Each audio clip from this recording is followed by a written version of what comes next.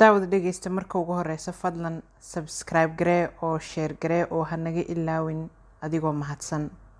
kusoo dhawow vloggeena maanta oo aan idinkaga soo duubnay inkastoo suuqyada magaaladu ay badan yihiin haddana suuqa loo yaqaan Greenland oo isagu markaasi ajaanibtu u badan tahay ayaan muuqaaladan idinkaga soo duubnay wadooyinka geesaha mara iyo sidoo kale dukaamada agagaarkooda hase yeeshee waxay noo suura gashay hal dukaan inaanu wareysi ka soo qaadnay meeshani waa goobta tagaasida sidoo kale meeshan dadweynaha ayaa fadhiista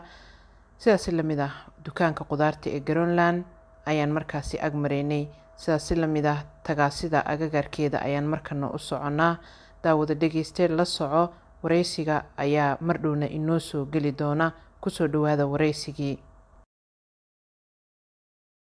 بسم الله الرحمن الرحيم السلام عليكم ورحمة الله وبركاته ما أنت فلوجيني أيام كبر جبنا مركنا بل ويل كان أو سو جرونلاند كان كله أيام ما جيت سويدينا لكن أفكار كويدينا وناشك هلو واحد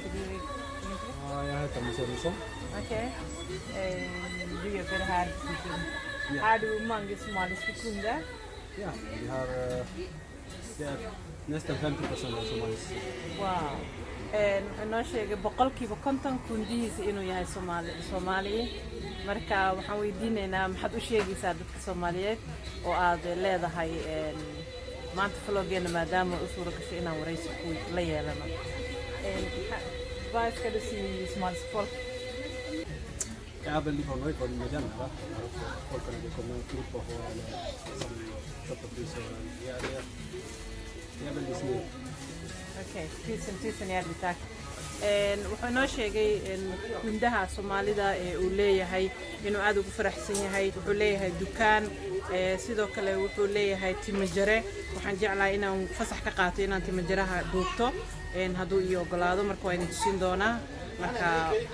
daawasho iyo waliba dhegeysi habboon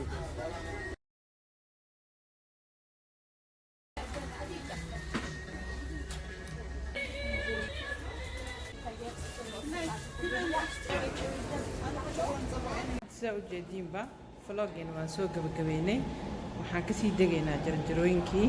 waxaan u soconaa maxaa la dhahay meeshii oo